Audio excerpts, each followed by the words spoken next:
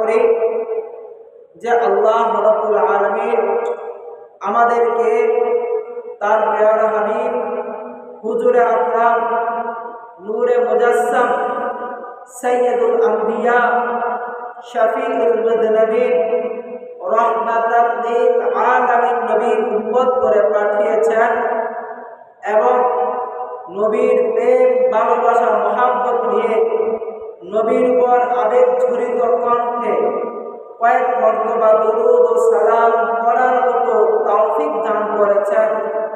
সে শুকরিয়া আদায় সবাই আরো একবার হৃদয়ের গভীর থেকে আল্লাহ তাআলাকে খুশি করার জন্য জবান করে বলি আলহামদুলিল্লাহ।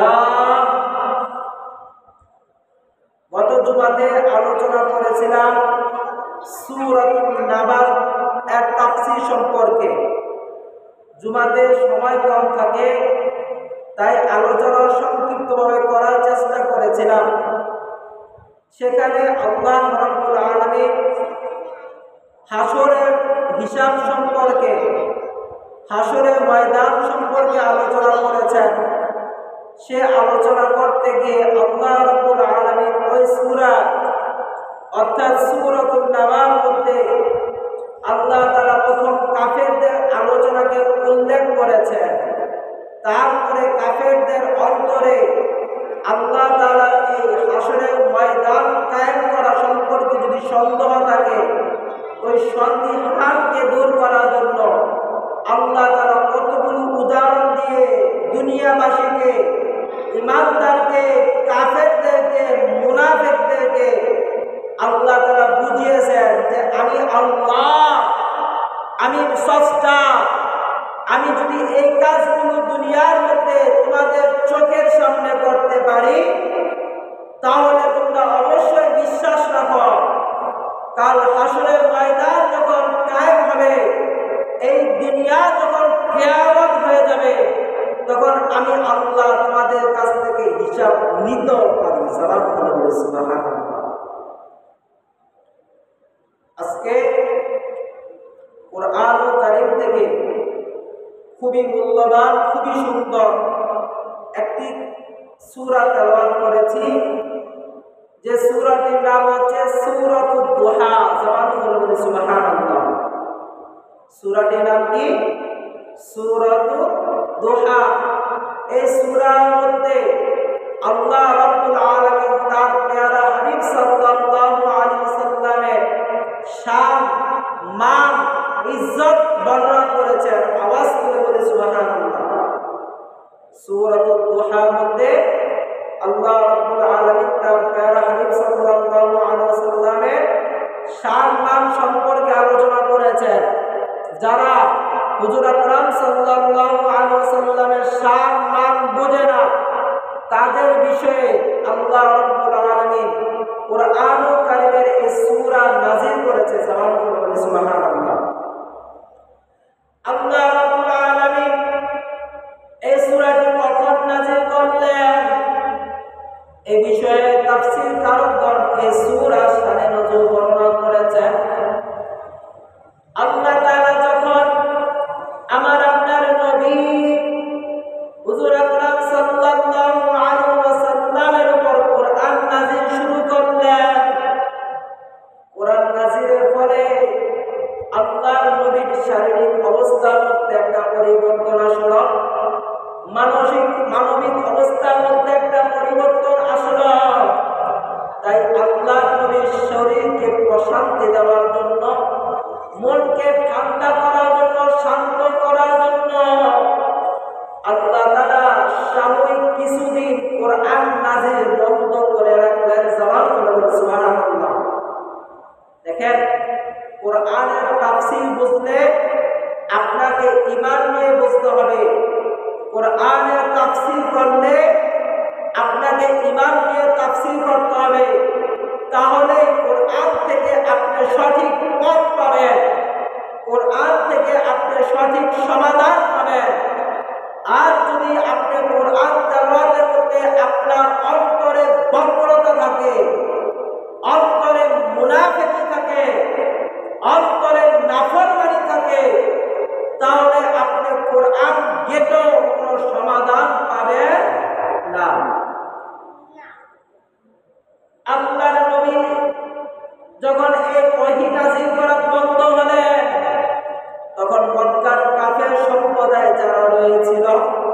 তারা এই বিষয়টা নিয়ে ঠাট্টা করতে লাগলো, আল্লাহ নবীর বিরুদ্ধে অপবাদ দেওয়া শুরু করলো। সাথে সাথে যারা মুনাফিক ছিল তারাও আল্লাহ নবীর অন্তরের মধ্যে কষ্ট দেওয়ার জন্য সুযোগ খুঁজতে থাকলো। তারাও বলাবলি শুরু করলো যে হয়তোবা মুহাম্মদ সাল্লাল্লাহু আলাইহি ওয়াসাল্লামের মালিক, তার প্রভু, তার আল্লাহ তার সঙ্গ ছেড়ে দিয়েছে, সে কারণে তার সাথে এখন আর কথোপকথন হয় না, আসমান থেকে ওহী আসে না। জবান খুলে বলি নাউযুবিল্লাহ। যখন এরকম কথা হলো তখন আল্লাহ রাব্বুল আলামিন কসম খেয়ে বলতেছেন, আল্লাহ তাআলা ইরশাদ করেন ওয়াদ-দুহা, জবান খুলে বলি সুবহানাল্লাহ। আল্লাহ তাআলা প্রথম কসম খেলেন সুবহের সাথে, সকালবেলা পূর্বাশ্নে চাঁদের সময়ের শপথ খেলেন আল্লাহ তাআলা। আল্লাহ তাআলা বলছেন ওয়াদ-দুহা, ইয়া রাসূলুল্লাহ, আমি সুবহে সাদিকের চাঁদের সময়ের কথা, সূর্য উদয়ের সময়ের কথা, সময়ের কসম খেয়ে বলতেছি। ওয়াল-লাইলি ইযা সাজা, এবং রাতের সময়ের কসম খেয়ে বলতেছি। মা ওয়াদ্দাআকা রাব্বুকা ওয়া মা ক্বালা, আপনার প্রভু, আপনার মালিক আপনাকে কখনো ত্যাগ করে নাই এবং কখনো আপনাকে অপছন্দ করে নাই। জামান করে বলি সুবহানাল্লাহ। দেখেন এই সূরার মধ্যে আল্লাহ রাব্বুল আলামিন দুইটা বিষয়ের কসম খেয়েছেন। কয়টা বিষয়ের? একটা হচ্ছে ওয়াদ-দুহা আর একটা হচ্ছে ওয়াল-লাইলি ইযা সাজা। অর্থাৎ একটা হচ্ছে চাঁদের সময়ের কথা, মানে যখন সূর্য উদিত হয়, সকাল হয়, ভোরের আলো যখন ফুটে ওঠে ওই সময়ের কসম। আরেকটা হচ্ছে ওয়াল-লাইলি ইযা সাজা, যখন রাত্র অন্ধকার ঘুটঘুটে হয়ে যায়, গোটা পৃথিবীটাকে, গোটা জগৎটাকে যখন দেখে ফেলে, এমন সময়ের কসম খেয়েছে।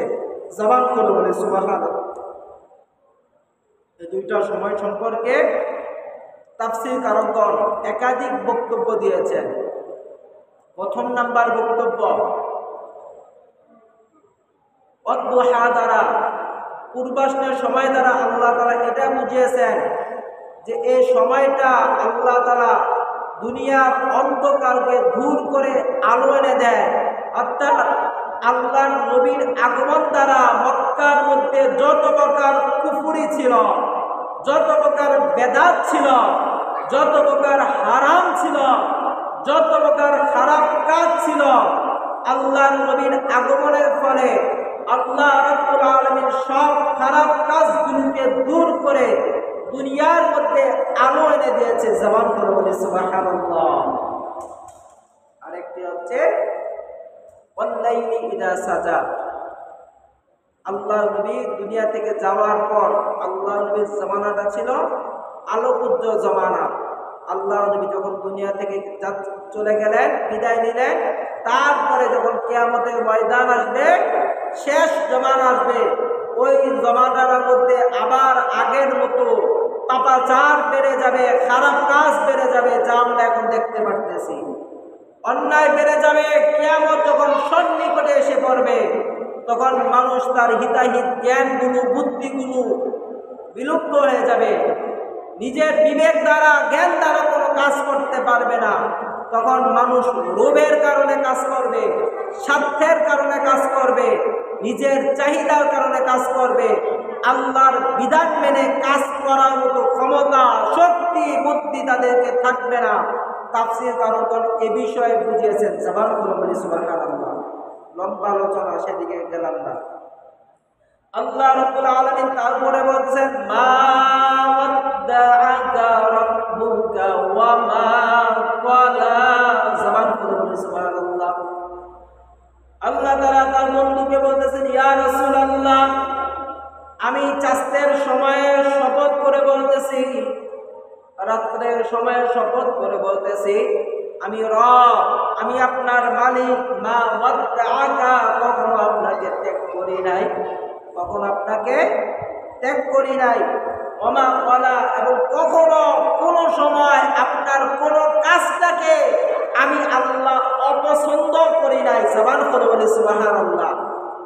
দেখেন, কিছুদিন আগে আমাদের সমাজে একটা বিষয় নিয়ে ফিতনা হয়েছিল। ওটা বাংলাদেশ যে ফিতনাটার সম্মুখীন হয়েছিল, এক শ্রেণীর আলেম যারা নিজেদেরকে আলেম দাবি করে, তারা বলেছিল আল্লাহর নবী 40 বছর পর থেকে নবী হয়েছে। জামান বলি নাউজুবিল্লাহ। আবার কিছু সংখ্যক আলেম যাদের মধ্যে আল্লাহ তাআলা ঈমান এখনো রেখেছেন, যাদের দ্বারা আল্লাহ তাআলা এখনো পৃথিবীর মধ্যে ঈমানি কাজ চালিয়ে নিচ্ছেন, তারা বলেছিল যে আল্লাহর নবী সৃষ্টির শুরু থেকেই নবী হিসাবে রয়েছেন, আছেন, থাকবেন। জবান করে বলি সুবহানাল্লাহ। আমরা আজকের এই আয়াতের তাফসীরের মধ্যে সে বিষয়টা প্রমাণ পাই। আল্লাহ তাআলা বলেছেন মা ওয়াদ্দাআকা, আল্লাহ তাআলা কখনো আপনাকে ত্যাগ করে নাই। এই বিষয় থেকে বোঝা যায় যে আল্লাহর নবী যখন থেকে সৃষ্টি, তখন থেকে তিনি আল্লাহর নবী হয়ে সৃষ্টি হয়েছেন। জবান খুলে বলি সুবহানাল্লাহ। তখন থেকে আল্লাহর নবী হয়ে সৃষ্টি হয়েছেন। তারপরে অংশ সংক্ষিপ্তভাবে বলে যাচ্ছি। ওমা ক্বালা, আল্লাহ তাআলা কোনো সময় আপনাকে অপছন্দ করে নাই, কোনো সময় আপনাকে অপছন্দ করে নাই। আপনাদের এই এলাকায় এসে কিছু সংখ্যক বন্ডের বিরুদ্ধে আমি কথা বলেছিলাম একটা সময়, যারা আল্লাহ নবীর বিরুদ্ধে খারাপ খারাপ বক্তব্য দিত, যারা বলতো যে আল্লাহ নবী হাসরের ময়দানে নিজের আমলনামা লয়ে চিন্তায় থাকবে। নাউজুবিল্লাহ বলি। অনেক বন্ড পীর সাহেব এরকম বক্তব্য দিয়েছে যে আল্লাহর নবী নাকি নিজের আমলনামা নিয়ে চিন্তায় থাকবে, সে কিভাবে অন্যকে সাফায়াত করবে, এরকম বাজে বাজে বক্তব্য দিয়েছে। আমি সেগুলো প্রতিবাদ করার কারণে আমার বিরুদ্ধে তারা বিভিন্ন কথা সমাজে প্রচার করেছে। আল্লাহ তাআলা তাদের এই বান্ত প্রচারণা থেকে আমাদের সবার ঈমানকে হেফাজত রাখুক। সবাই বলি আমিন। আল্লাহ তাআলা বলতেছেন ওয়ামা ক্বালা, ইয়া রাসূলুল্লাহ, আমি আপনাকে কোন সময় বিন্দু পরিমাণ অপছন্দ করি নাই, অপছন্দ করি নাই। এই আয়াত থেকে যে বিষয়টা বুঝলাম, মা ওয়াদ্দাআকা রাব্বুকা ওয়ামা ক্বালা, আল্লাহ রাব্বুল আলামিন সব সময় তার বন্ধুকে সাথে রেখেছেন, ভালোবেসেছেন। কোন কাজের জন্য, কোন বিষয়ের জন্য আল্লাহ রাব্বুল আলামিন তার বন্ধুকে অপছন্দ করেন নাই। জবান খুলে বলি সুবহানাল্লাহ। আমরা যদি কুরআনুল কারীমের অসংখ্য আয়াতের দিকে তাকাই, অসংখ্য হাদিসে কারিমার দিকে তাকাই, আমরা দেখতে পারি যে আল্লাহ রাব্বুল আলামিন শুধুমাত্র আমার বন্ধুর আল্লাহর নবীর হুজুরে আকরাম নূরে মুজাসসাম সাল্লাল্লাহু আলাইহি ওয়াসাল্লামের মনোশান্তি অর্জন করার জন্য আল্লাহ তাআলা আমাদের উপর আরো বিধান জারি করেছেন। জবান খুলে বলি সুবহানাল্লাহ। যেমন কেবলা পরিবর্তনের ঘটনা, কেবলা পরিবর্তনের ঘটনা, সেদিকে যেমন সংক্ষিপ্তভাবে চলে আসি। তারপর আসেন আল্লাহ রাব্বুল আলামিন ইরশাদ করেন ওয়ালাল আখিরাতু খায়রুল লাকা মিনাল উলা। সুবহানাল্লাহ, সুবহানাল্লাহ। আল্লাহ তাআলা বলেন ওয়ালাল আখিরাতু খায়রুল লাকা মিনাল উলা, আপনার সামনের জীবন, আপনার সামনের জীবন পিছনের জীবন থেকে উত্তম হবে। জবান করে বলি সুবহানাল্লাহ। আপনার সামনের জীবন পিছনের জীবন থেকে উত্তম হবে। দেখেন, আমরা যারা সাধারণ ঈমানদার রয়েছি, আমাদের জন্য নীতি হচ্ছে যাই দিন ভালো যায়, যাই দিন ভালো যায়। আপনারা আগে যেই বড় বড় মাছ খেয়েছেন, গরু যে দুধ খেয়েছেন, ফসলের যে মাঠে যে ফসল খেয়েছেন, এখন তা নাই, এখন তা নাই। আগে যা খেয়েছেন এখন তা নাই। আগে যে শান্তি পেয়েছেন এখন সে শান্তি নাই। আগে যে আরাম পেয়েছেন এখন সে আরাম নাই। আমাদের জন্য, সাধারণ ঈমানদারের জন্য নীতি হচ্ছে যাই দিন ভালো যায়। আর আল্লাহর নবীর জন্য আল্লাহ তাআলা নীতি করে দিলেন, তরিকা করে দিলেন, পন্থা করে দিলেন। ইয়া রাসূলুল্লাহ, আপনি তো সবার মতো না, আপনার জন্য আমি আল্লাহ বিধান করে দিলাম ওয়ালাল আখিরাতু খায়রুল লাকা লাকা মিনাল উলা, আপনার আগের দিন থেকে সামনের দিনগুলো ভালো হবে, ভালো হবে, ভালো হবে। জবান খুলে বলি সুবহানাল্লাহ। অর্থাৎ আল্লাহ নবী পিছনের দিন থেকে সামনের দিন কি হবে? ভালো হবে। এই ভালো হওয়ার ব্যবস্থা করেছেন কে? আল্লাহ করেছেন কে? আল্লাহ। সংক্ষিপ্তভাবে চলে যাচ্ছি, তারপরে আসেন ওয়ালা সাউফা ইউতিকা রাব্বুকা ফাতারদা, ওয়ালা সাউফা ইউতিকা রাব্বুকা ফাতারদা, আপনার প্রভু আপনাকে এত পরিমাণে দিবে, আপনার প্রভু আপনাকে এত পরিমাণে দিবে যে আপনি পেয়ে সন্তুষ্ট হয়ে যাবেন। জবান করে বলি সুবহানাল্লাহ। আল্লাহ নবী যখন এই আয়াত নাযিল হলো তখন আল্লাহ নবী ইরশাদ করলেন, আমার একটা উম্মত যদি কষ্টে থাকে, আমার একটা উম্মত যদি জাহান্নামে থাকে, আমি কতক্ষণ পর্যন্ত সন্তুষ্ট হব না। জবান করে বলি সুবহানাল্লাহ।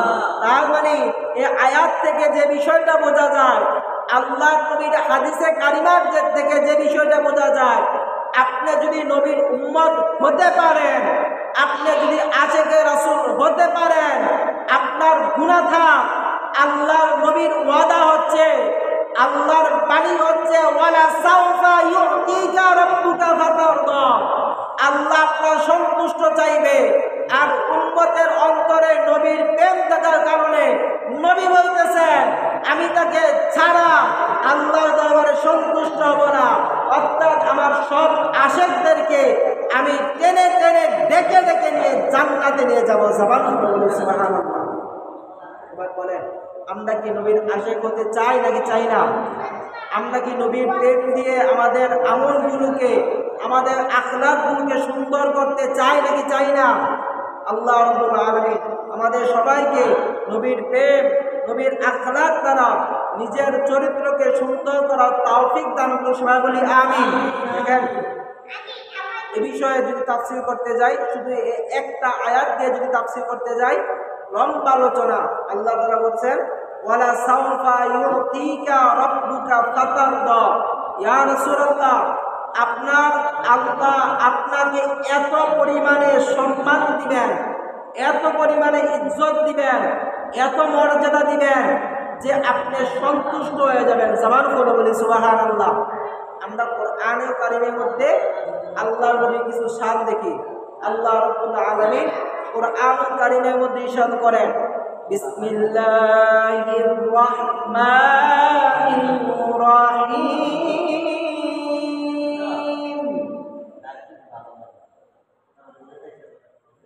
ইন্না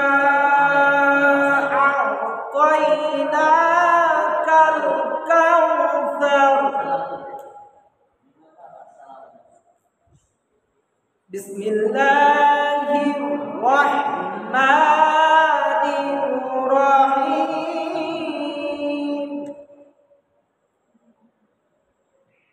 লাকাদ জাআকুম রাসূলুম মিন আনফুসিকুম আজিজুন আলাইহি মা। দেখেন, এরকম যদি আয়াত তেলাওয়াত করি, অসংখ্য আয়াত তেলাওয়াত করা যাবে, যে আয়াতে কারিমার মধ্যে আল্লাহ রাব্বুল আলামিন তার বন্ধুকে দুনিয়ার মধ্যে শান দিয়েছেন। ইন্না আ'তাইনাকাল কাউসার, আল্লাহ রাব্বুল আলামিন তার বন্ধুকে হাউজে কাউসার দিয়েছেন। জবান করে বলি সুবহানাল্লাহ। হাউজে কাউসার, যেটা হচ্ছে জান্নাতের এমন একটা পানি, যে পানি একবার যদি কাউকে পান করানো হয়, কিয়ামতের ময়দান যাবে, হাসরের ময়দান যাবে, পুলসিরাতে পুর যাবে, হিসাব নিকাশ যাবে, সব কিছু শেষ হয়ে জান্নাতে চলে যাবে, তারপরও ওই বান্দার পানি পিপাসা লাগবে না। জবান করে বলি সুবহানাল্লাহ। মাত্র এক গ্লাস পানি। আর হাসরের বর্ণনার মধ্যে এসেছে যে তখন মানুষের পিপাসা এত বেড়ে যাবে, 7 সাগরের পানি দেওয়া হবে, তারপরও পানি পিপাসা মিটবে না। সে মহান নিয়ামতকে আল্লাহ রাব্বুল আলামিন আমার আপনার নবীকে দিয়েছেন। জবান করে বলি সুবহানাল্লাহ। দেখেন, সংক্ষিপ্তভাবে চলে আসে। তারপরে আল্লাহ তাআলা বলছেন আলাম ইয়াজিদকা ইয়াতীমান ফাআওয়া, জবান খুলে বলি সুবহানাল্লাহ। আল্লাহ তাআলা বলছেন আমি কি তোমাকে পাই নাই ইয়াতীম রূপে? কি রূপে? ইয়াতীম রূপে, এবং আপনাকে আশ্রয় দিয়েছি। কি দিয়েছি? আশ্রয় দিয়েছি। আমি আপনাকে ইয়াতীম করে পেয়েছি এবং আপনাকে আশ্রয় দিয়েছি। এই বর্ণনায় লম্বা একটা ঘটনা এসেছে। যেমন আল্লাহ নবী দুনিয়াতে আগমন করার আগেই আল্লাহ তাআলা তার পিতাকে উঠিয়ে নিয়েছেন।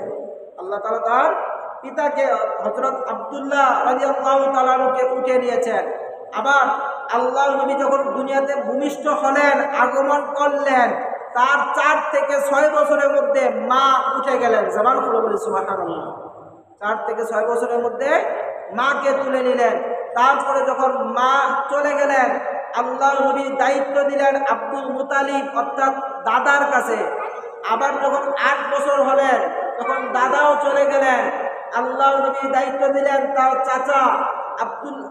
চাচার কাছে। তারপরে দীর্ঘ সময় তার চাচা দায়িত্ব নিয়ে আল্লাহ নবী দেখাশোনা করলেন। তারপরে আল্লাহ রাব্বুল আলামিন তার দায়িত্ব দিলেন, আল্লাহ নবী দায়িত্ব দিলেন বিবি খাদিজা রাদিয়াল্লাহু তাআলা আনহার কাছে। জবান খুলে বলি সুবহানাল্লাহ।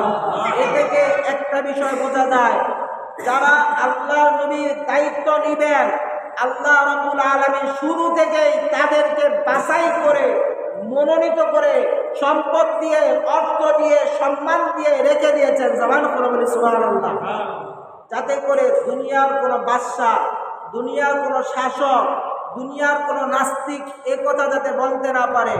আল্লাহ নবী নিজের ক্ষমতা বলে, নিজের রাজত্ব বলে, বাপ দাদার ঐতিহ্যের বলে এই পৃথিবীতে ইসলাম প্রচার করেছে, এ কথা যাতে বলতে না পারে, সে কারণে আল্লাহ নবীকে আল্লাহ তাআলা ইয়াতীম করে পাঠিয়েছেন এবং তার জন্য কতগুলো মানুষ সৃষ্টি করে রেখেছেন যারা তাকে সাহায্য করবে, তার সেবা যত্ন করবে, খাদেম হবে। আল্লাহ রাব্বুল আলামিন তার উসিলায় তাদেরকে মাফ করে দিবে। জবান খুলে বলি সুবহানাল্লাহ। সহজ করে বুঝেন, আল্লাহ রাব্বুল আলামিন আমাদেরকে এই পৃথিবীতে যে অর্থ সম্পদগুলো দেয়, এই পৃথিবী আমাদের জন্য ক্ষণস্থায়ী। আপনারা মানেন তো? এই পৃথিবী আমাদের জন্য ক্ষণস্থায়ী। আমাদেরকে আল্লাহ তাআলা এই পৃথিবীতে যে অর্থ সম্পদ দেয়, যত যশ খ্যাতি দেয়, এই যশ খ্যাতিগুলো যদি আপনি আল্লাহর জন্য ব্যবহার করতে পারেন, আল্লাহর নবীর জন্য ব্যবহার করতে পারেন, দ্বীনের জন্য ব্যবহার করতে পারেন, মানুষের কল্যাণের জন্য ব্যবহার করতে পারেন, তাহলে এগুলো যথাযথ হক আদায় হবে। তাহলে আপনি আল্লাহর কাছে দামি হতে পারবেন। যেরকমভাবে আপনার জীবন যদি 10-এর জন্য ব্যয় হয়, 10 জন আপনাকে মনে রাখবে, গোটা পৃথিবীর মানুষ আপনাকে মনে রাখবে। জবান খুলে বলি সুবহানাল্লাহ। সংক্ষিপ্ত চলে যায়। তারপর আসেন আল্লাহ তাআলা বলছেন ওয়াজাদাকা দাল্লান ফাহাদা। জবান খুলে বলি সুবহানাল্লাহ। দেখেন এই একটা আয়াতের তাফসীর আপনাদেরকে বুঝতে হবে। ওয়াজাদাকা দাল্লান ফাহাদা, কারণ আমি দেখেছি এই একটা আয়াতের তাফসীর করতে গিয়ে বড় বড় মুহাদ্দিসগণ গুমরা হয়ে যাচ্ছে। বড় বড় মুহাদ্দিসগণ গুমরা হয়ে যাচ্ছে। এই আয়াতের মধ্যে একটা শব্দ আছে দাল্লান, ওয়াজাদাকা দাল্লান ফাহাদা। আল্লাহ রাব্বুল আলামিন আপনাকে পেয়েছেন। এখন কিভাবে পেয়েছেন এই ব্যাখ্যা করতে গিয়ে এক একজন এক এক দিকে চলে যাচ্ছে, এক একজন এক এক দিকে চলে যাচ্ছে। আমি আপনাদেরকে অর্থটা বললাম না, এ কারণে বললাম না, আমি আপনাদের সামনে উপস্থাপনা করব, করার পরে আপনার ঈমান যতটুকু, আপনার ঈমান যেরকম আপনি সেরকমভাবে গ্রহণ করবেন। কথা বলেন ঠিক কিনা? দেখেন আরবি ভাষায় দাল্লান শব্দের 5টা অর্থ হয়। কয়টা অর্থ? কথা বলেন কয়টা অর্থ? 5টা অর্থ। 1 নম্বর অর্থ, দাল্লান শব্দের অর্থ কাফের এবং গুমরাহি। কাফের এবং গুমরাহি। ওয়াজাদাকা দাল্লান এর শব্দ যদি আপনি এই অর্থ নেন, কাফের গুমরাহি, তাহলে আপনার অর্থ আসবে এরকম যে আল্লাহ তাআলা তার নবীকে কাফের অবস্থায়, গুমরাহি অবস্থায় পেয়েছে এবং হেদায়েত দিয়েছে। জবান খুলে বলি নাউজুবিল্লাহ। কথা অর্থ বুঝেন। তারপরে দল্লাল শব্দের দ্বিতীয় অর্থ আছে বেখবর। বেখবর, কোনো বিষয়ে না জানা, কোনো বিষয়ে না জানা। এই অর্থ যদি আপনি গ্রহণ করেন তখন আয়াতের অর্থ আপনার কাছে এভাবে হবে যে আল্লাহ তাআলা আপনাকে বেখবর পেয়েছে, অশিক্ষিত পেয়েছে। যেরকমভাবে আমাদের সমাজে কিছু শিক্ষিত মানুষ তাফসীর করেছে যে আল্লাহর নবী নাকি নিরক্ষর ছিল। জবান খুলে বলি নাউজুবিল্লাহ। কথা বলেন, তাফসীর করেছে না? আপনারা জানেন, কম বেশি সবাই জানেন, নাম বলা লাগবে না। যদি আপনি এই অর্থ গ্রহণ করেন তখন অর্থ হবে আল্লাহর নবী বেখবর ছিল, অশিক্ষিত ছিল, আল্লাহ তাআলা তাকে হেদায়েত দিয়েছেন, শিক্ষিত করেছেন। জবান খুলে বলি নাউজুবিল্লাহ। অর্থ পেলাম কয়টা? দুইটা। অর্থ আছে কয়টা? পাঁচটা। এক নম্বর অর্থ, যদি দল্লাল শব্দ আপনি নেন সেটা হচ্ছে কাফের গুমরাহি, যেমন সূরা ফাতিহার মধ্যে আমরা পাই গায়রিল মাগদুবি আলাইহিম ওয়ালাদ-দাল্লিন। আল্লাহ আমাদেরকে তাদের পথ থেকে হেফাজত রাখেন যাদেরকে কাফের হয়েছে, যারা গুমরাহি হয়েছে তাদের পথ থেকে। কথা বলেন ঠিক কিনা? তারপর আসেন তৃতীয় নম্বর অর্থ। কত নম্বর অর্থ? তৃতীয় নম্বর অর্থ, ভালোবাসায় আত্মহারা। ভালোবাসায়, কথা বলেন, ভালোবাসায় আত্মহারা। যদি এই অর্থ গ্রহণ করেন তখন অর্থ হবে আল্লাহ আপনাকে তার প্রভুর প্রেমে, সুবহানাল্লাহ বলি, অর্থাৎ আপনি আপনার প্রভুর প্রেমে দিশাহারা ছিলেন, আপনার প্রভুর প্রেমে বিভোর ছিলেন। জবান খুলে বলি সুবহানাল্লাহ। প্রভুর প্রেমে বিভোর ছিলেন। আল্লাহ রাব্বুল আলামিন আপনাকে হেদায়েতের কাজে ব্যবহার করেছে। জবান খুলে বলি সুবহানাল্লাহ। দেখেন, প্রথম দুইটা অর্থের সাথে তৃতীয় নাম্বার অর্থের ব্যবধান অনেক বেশি না? কথা বলেন, বেশি কিনা? প্রথম দুইটা অর্থের মধ্যে আপনি নবীকে কাফের মনে করলেন, প্রথম অর্থের মধ্যে নবীকে কাফের অর্থ মনে করলেন, দ্বিতীয় অর্থের মধ্যে নবীকে মূর্খ মনে করলেন, আর তৃতীয় অর্থের মধ্যে আমরা এসে পাচ্ছি যে আল্লাহর নবী তার প্রভুর প্রেমে, অর্থাৎ আল্লাহর প্রেমে হেরা গুহার মধ্যে বিভোর ছিলেন। জবান খুলে বলি সুবহানাল্লাহ। দেখেন, এখন আমরা যদি কোরআনের মধ্যে তাকাই, আমি আপনাদেরকে আগে পাঁচটা অর্থ বলি, তারপরে আপনি কোনটা নেবেন, আমি কোনটা গ্রহণ করি সেটা আপনাদেরকে বলে দিব। আলোচনা লম্বা, সংক্ষিপ্ত করে চলে যাচ্ছি। চতুর্থ নম্বর অবস্থা, আল্লাহ রাব্বুল পরিবেষ্টিত হওয়া। আল্লাহর শব্দের অর্থ পরিবেষ্টিত হওয়া, কোনো একটা জায়গার মধ্যে আবদ্ধ হয়ে থাকা, বন্দী হয়ে থাকা। এই অর্থ যদি নেন তাহলে আয়াতের অর্থ হবে এরকম যে আল্লাহ আপনাকে কাফেরদের মধ্যে পরিবেষ্টিত অবস্থায়, অর্থাৎ আপনার চারপাশে মক্কার কাফেরগণ আপনাকে ক্ষতি করতে চেয়েছিল, আপনাকে মারার জন্য দারুণ নাদওয়া ডেকেছিল, আপনাকে হত্যা করার জন্য 100 উটের উপহার ঘোষণা করেছিল। ওই অবস্থা থেকে আল্লাহ রাব্বুল আলামিন আপনাকে মক্কায় মদিনায় প্রেরণ করে হেদায়েত দিয়েছে, মুক্তি দিয়েছে। জবান খুলে বলি সুবহানাল্লাহ। তার মানে বোঝা গেল চতুর্থ অর্থটাও নেওয়া যায়, চতুর্থ অর্থটাও নেওয়া যায়। পঞ্চম নম্বর অবস্থা, পঞ্চম নম্বর হচ্ছে হেদায়েতের নিশানা। হেদায়েতের নিশানা, আল্লাহ রাব্বুল আলামিন যদি আপনি এই অর্থ গ্রহণ করেন তাহলে অর্থ হবে যে আল্লাহ রাব্বুল আলামিন আপনাকে হেদায়েতের নিশানা করেছেন। যেই ব্যক্তি আপনার কাছে আসবে, যেই ব্যক্তি আপনার কাছে আসবে, আল্লাহ রাব্বুল আলামিন তাদের সবাইকে হেদায়েত দিবে। জবান খুলে বলি সুবহানাল্লাহ। দেখেন, এবার আমার কথা বলি। আমি এই আয়াতের পাঁচটা অর্থের মধ্যে সব থেকে বেশি অর্থ গ্রহণ করি শেষেরটা। কোনটা? কথা বলেন, কোনটা? শেষেরটা। শেষের অর্থ হচ্ছে আল্লাহ রাব্বুল আলামিন আপনাকে হেদায়েতের নিশানা করেছেন, আপনি হচ্ছেন হেদায়েতের লক্ষ্যবস্তু। যেরকমভাবে একজন মুসাফির যখন রাস্তা দিয়ে ভ্রমণ করে তখন সে দূরের একটা পাহাড়কে দেখে বা দূরের একটা গাছকে দেখে, একটা বিল্ডিংকে দেখে সে মনে মনে সান্ত্বনা দেয় যে আমি যদি ওই পর্যন্ত যেতে পারি তাহলে আমার রাস্তা যাওয়া হয়ে যাবে। জবান খুলে বলি সুবহানাল্লাহ। বিশেষ করে যারা হেঁটে কাজে যান, হেঁটে কাজে যান, তারা একটা মনে মনে ধারণা করে যে আমি যদি এখান থেকে ফোনপুর মসজিদের সামনে যেতে পারি তাহলে দাসেরগাঁও আর একটু দূর, দাসেরগাঁও আর একটু দূর। আমার দাসেরগাঁওকে একটা বড় গাছ দেখে ওই গাছ দেখে দেখে হাঁটা শুরু করেন, ওই গাছটার সামনে গেলে আমি দাসের গাওয়ায় বসি, ওই গাছটার সামনে গেলে দাসের গাওয়ায় বসি। ঠিক এরকমভাবে আমি অর্থ গ্রহণ করি এখান থেকে এটা যে আল্লাহর নবী হচ্ছেন আমাদের জন্য হেদায়েতের নিশানা।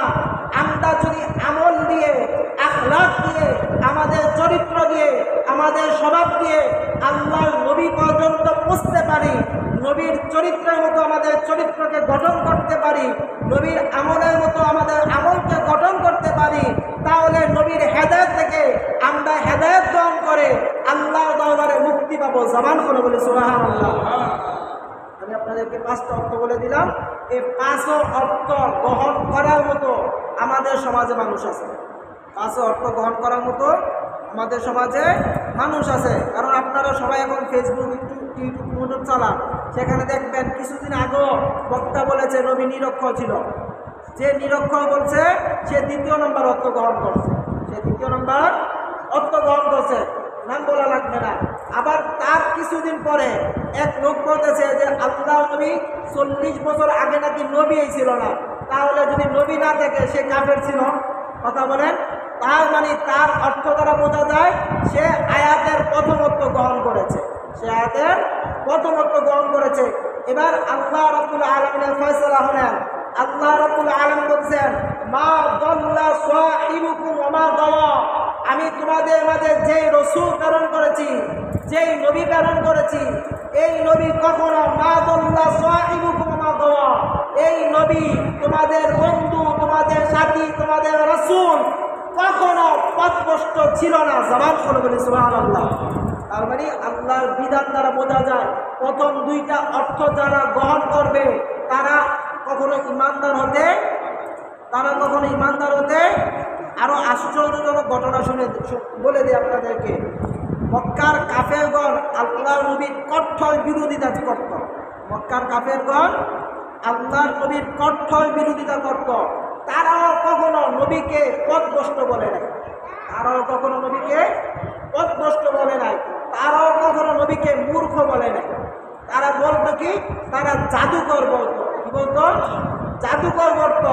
তারা নবীকে আমার আপনার মতো সাধারণ মানুষ বলতো, কিন্তু তারা নবীর কিছুটা হলেও হাকিকত জানতো, তাই তারা কখনো নবীকে মূর্খ বলে নাই, পথভ্রষ্ট বলে নাই। জামান করে বলি সুবহানাল্লাহ।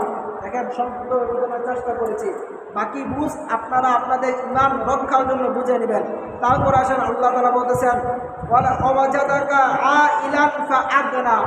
দেখেন, আলোচনা তো লম্বা, তাফসীর করতে গেলে লম্বা সময় লাগে। ওয়াজাদাকা আইলান ফাআগনা, এই পৃথিবীর মধ্যে যত নবী এসেছেন সবাইকে, বেশিরভাগ নবীকে, অধিকাংশ নবীকে আল্লাহ তাআলা গরিব করে সৃষ্টি করেছেন। কি করে? গরিব করে। অধিকাংশ নবীকে আল্লাহ তাআলা গরিব করে সৃষ্টি করেছেন। শুধুমাত্র 4 জন নবীকে, কয়জন? আমার আপনার নবী ছাড়া 4 জন নবীকে ধনী করেছেন। কয়জন নবীকে? 1 নম্বর ইব্রাহিম আলাইহিস সালাতু ওয়াস সালামকে আল্লাহ তাআলা ধনী করেছেন। সুলাইমান আলাইহিস সালাতু ওয়াস সালামকে আল্লাহ তাআলা ধনী করেছেন। ইদ্রিস আলাইহিস সালাতু ওয়াস সালামকে আল্লাহ তাআলা ধনী করেছেন। ইউসুফ আলাইহিস সালাতু ওয়াস সালামকে আল্লাহ তাআলা ধনী করেছেন। এছাড়া আমার জানা মতে, তাফসিরে পাওয়া মতে, আল্লাহ তাআলা সকল নবীকে গরিব হালতে রেখে তাদেরকে দুনিয়ার কষ্ট, দুনিয়ার খেদমত দ্বারা এই পৃথিবীর মধ্যে নিয়েছেন। জবান করে বলি সুবহানাল্লাহ। দেখেন, আল্লাহ তাআলা আমার আপনার নবীকে, আমি সবসময় বলি, আমার আপনার নবীকে আল্লাহ তাআলা এত মর্যাদা দিয়েছেন, আপনি এমন নবীর উম্মত হয়েছেন যেই নবীকে আল্লাহ তাআলা সকল নবীর গুণ দিয়েছেন। জবান করে বলি সুবহানাল্লাহ। সকল নবীর গুণ দিয়েছেন আমার আপনার নবীকে, সকল নবীর গুণ দিয়েছেন। আল্লাহ কোরআনে আমাদেরকে রাজা কি বলে নাই? ধনী বলে নাই। এই পৃথিবীর মধ্যে সবথেকে যে ধনী ব্যক্তিটা, সবথেকে এই পৃথিবীর মধ্যে এখন বর্তমানে সবথেকে যে ধনী ব্যক্তিটা, ওই ধনী ব্যক্তিকেও আল্লাহ তাআলা বলতেছেন আনতুম ফুকারা, তোমরা সবাই ফকির। ফকির, জবান করে বলি সুবহানাল্লাহ। কথা বুঝে আসতেছে? এই পৃথিবীর সবথেকে ধনী মানুষ, অর্থাৎ এই পৃথিবীর কোনো ব্যক্তিকে আল্লাহ তাআলা ধনী বলে নাই, শুধুমাত্র আমার আপনার নবীকে আল্লাহ ধনী বলেছে। জবান করে বলি সুবহানাল্লাহ।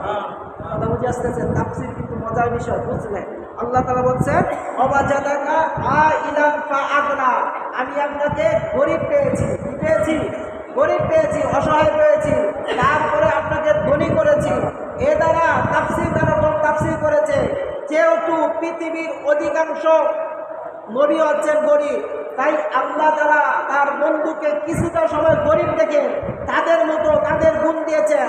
আবার 4 জন নবীকে যেহেতু ধনী করেছেন, তাই আল্লাহ রাব্বুল আলামিন আমার নবীকে শেষ দিকে এসে ধনী করে তাদের মতো শ্রেষ্ঠত্ব দান করেছেন। জবান খুলে বলি সুবহানাল্লাহ। লম্বা আলোচনা, সেদিকে গেলাম না। তারপর আল্লাহ তাআলা বলছেন, আম্মাল ইয়াতীমা ফালা তাকহার।